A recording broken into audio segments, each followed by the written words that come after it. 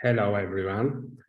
Today's 19th of December 2021, and I'm continuing my series, Daily Reality with Alex.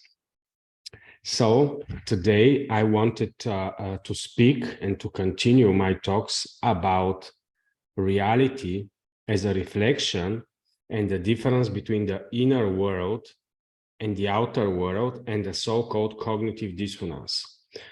When there is a big difference between what is inside of us and what we are willing to express and to project, and what actually is happening in the external reality, this thing, we can deep dive into ignoring the external reality, and we can go deeply inside of us and say, no, only what's inside of us, this is what matters, and everything that is in the outside reality, we are going to ignore. If we go this direction, we are going to strongly go into projection, and everything that we start to speak and everything we start to say is going to 100% differ with the outer reality. It is very important to actually stay as much as possible into coherence between the inner world and the outer world. This is the perfect state. But of course, long term, there should be a leading force. If we leave the outside reality to lead in our experience, then long term, there is not possible for any of us to create a change in the outside experience. And if we are only looking at the reflections that are given to us through the 5 senses, we are going to be stuck, and we are not going to be able to experience change and to experience lasting transformations. In order to experience the lasting transformations, we need to understand that there is difference between the outer reality and the internal reality, but also not to go very strongly only into the one direction or the other direction. If we become too much realists and say, whatever it is in the outside reality, this is everything, I'm going to accept it 100% all the time, I'm never going to be changing myself. For example, I'm poor, and because I'm poor, I will always be poor, and so on and so on. And then based on the outer reality experiences, we can stay in this reality forever.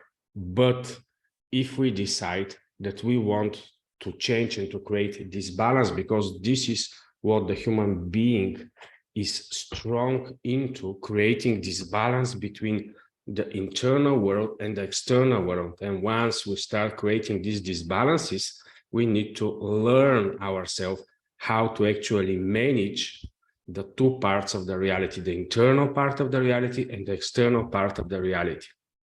Of course, long term, we need to know how to deal with the so-called cognitive dissonance when there is difference between what we are expressing and what actually we are willing to express, and long term to understand that it is possible this dissonance to become smaller or larger depending on how much we are going into our imaginational world and how much we are staying into our imagination and ignore the outer reality. But of course, if we are willing to go more and more into coherence, we need to constantly be on 2 stages, to acknowledge everything as it is. And this feedback that is given from the outer reality is just giving us the current state of things, but not how things long-term are going to be expressed. Because everything in the outer reflection in reality is actually temporary, and we the human beings think 100% opposite, that everything in the outer reality is 100% solid and is 100% forever. At least this is our perception, because it is the same in the internal reality. In the internal reality, we can feel there that everything is solid, that it is very hard to be changed there, but actually we are projecting this in the external reality, and personally, the external reality is actually non-biased. For the external reality, it doesn't matter what is projected out there from the beings, what is expressed for every being. The external reality is 100% objective reflection of who we are in the moment. If we don't like what we see in the external reality, if we start feeling this dissonance and we start to not like everything that we see in the reflection is not the problem. Then we go in our external part of ourselves and need to go there to dig, there to go into the invisible, to go where nobody has ever seen but only us, and to start searching for the causes which are actually making the external reality to start appearing. Then, of course, in our internal part, we have core beliefs, we have identities, we have very deep roots that are out there, and usually we don't want to unplug them. Even if we don't like the external reality, still we have sacred places that we don't want to touch inside of ourselves. And actually, this is a big problem, because once we see the reflections are showing for all the beings what and where we are stuck in our internal reality. And if it's so, it's up to the human being to decide, are you going to change your beliefs?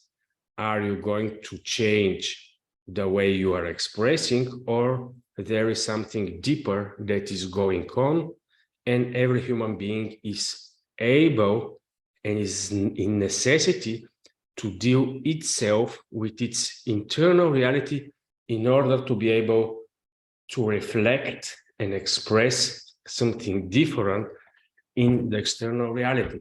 So I know that we are personally very mad at our bodies, at our behaviors, at all our automations that are expressing ourselves in the external reality. But basically, this is how reality works, and it is given for us to help us and support us. So instead of labeling all our different expressions as good or bad or whatever, we just monitor them and see to what extent we were able to manage our internal being, and then we start focusing on our internal self. I will give you now a simple example with me, and I'm working in a lot of areas of my life with this so-called cognitive dissonance, the difference between the external reality and the internal being. And this process of the so-called delays and fights between the two parts of reality, I have, for me personally, labeled it as suffering. Suffering is when I'm not able to express everything that I want, and then I need to go in my deeper parts and start researching and need to acknowledge everything that is actually causing these external effects.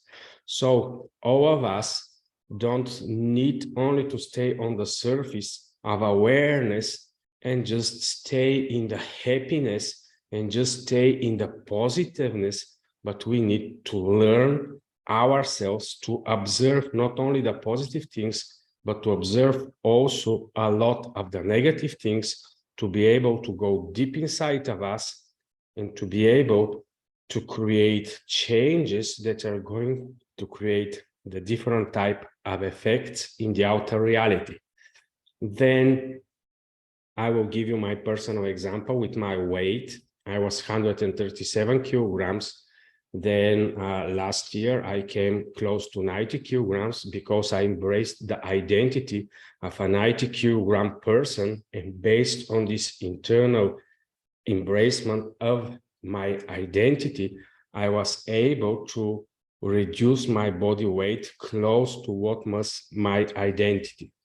I had this motivation for more than 2 years, but then a fear started to appear inside of my being that if I don't sustain this long term, I'm going to be 100% failure, and everything that I'm doing is built only upon this successful expression that I have done for myself.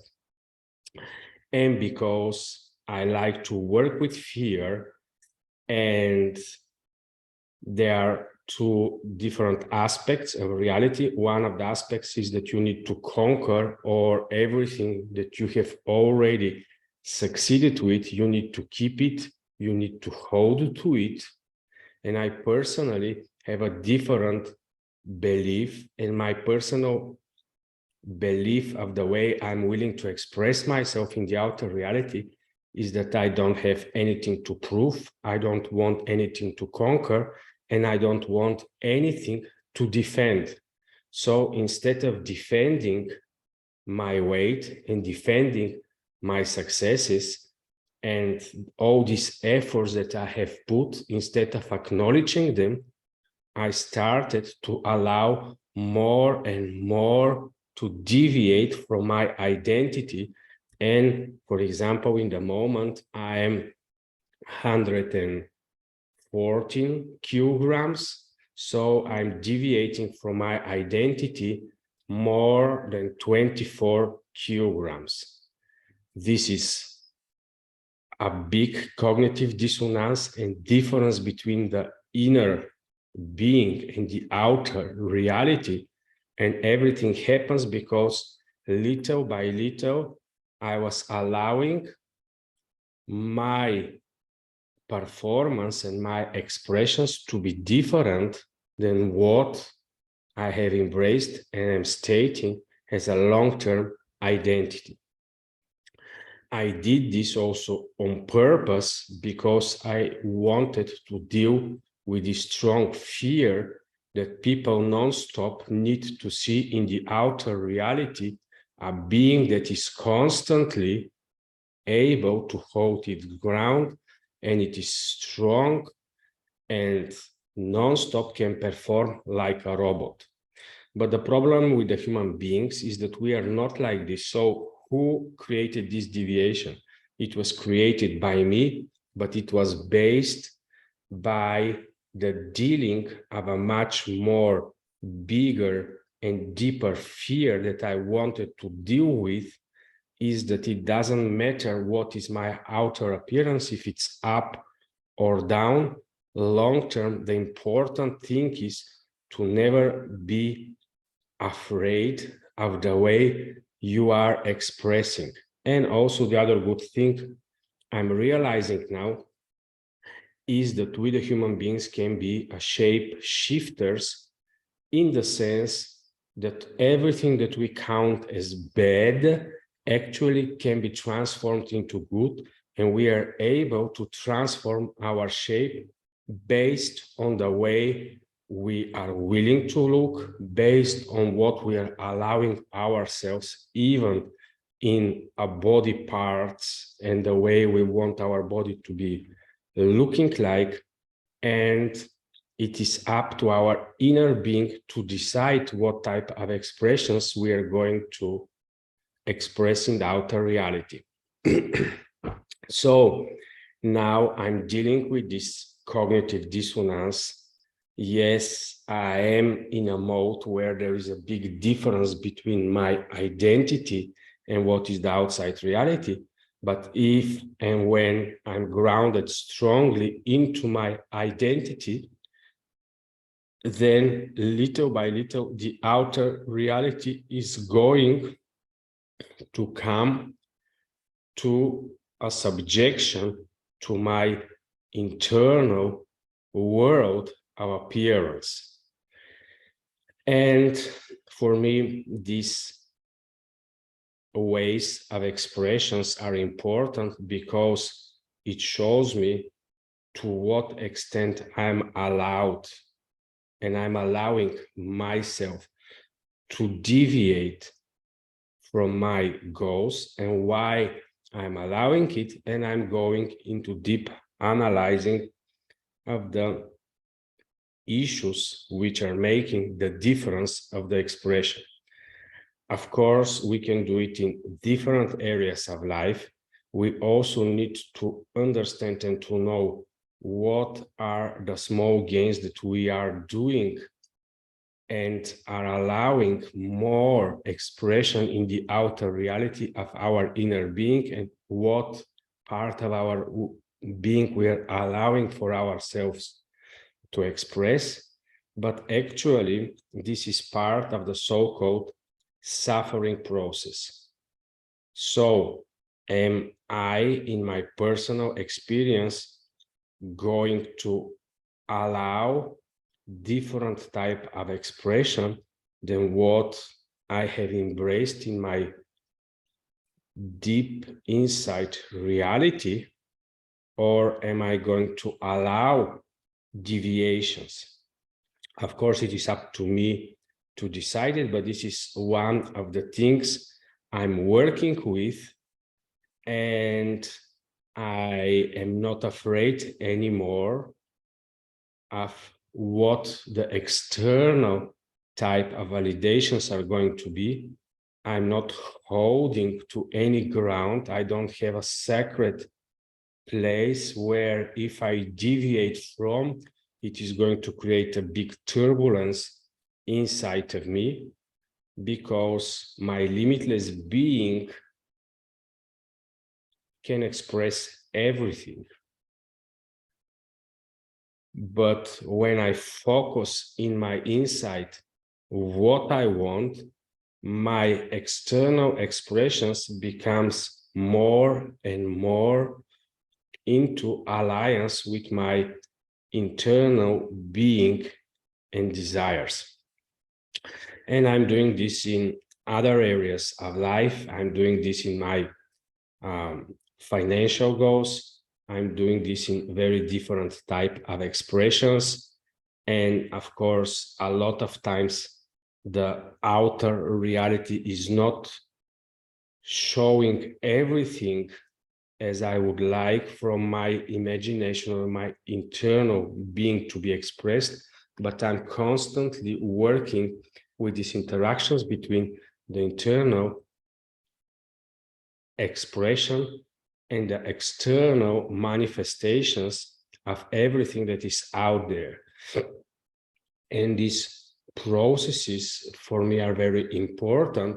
And then a lot of you can say, well, Alex, but this is actually not happiness, because happiness is everything just to happen for you like this. Happiness is whatever your wishes are immediately to happen. And happiness is something that is just able to create everything without efforts, without necessity for a person to go deep inside of him, to be able to go into the dark places of his soul, and so on and so on. Yes, this is very artificial part of happiness. And then the other part of happiness is when people are saying, no, nothing in the external reality matters, Alex. My internal happiness is what matters. Both of the things are not happiness.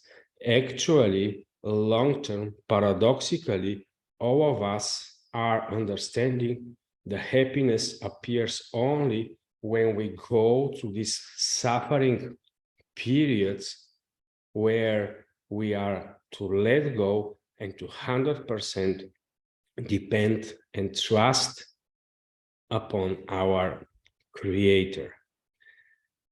So this is a very small part of how the reflection and how the inner beings are interacting with each other.